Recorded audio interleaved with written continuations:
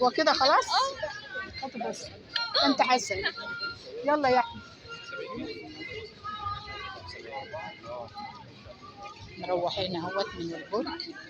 جينا البرج وطلعنا البرج. يا مولاي كما خلقت، ما فيش جديد. هو طلع اصلا طلع من هنا. تعالى تعالى كده.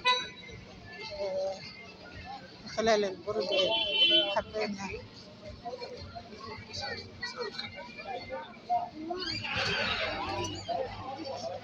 هذا برج القاهرة والناس الأجانب والناس المصريين وولادهم واحنا هنروح الوقت على شجرة ماشي طيب.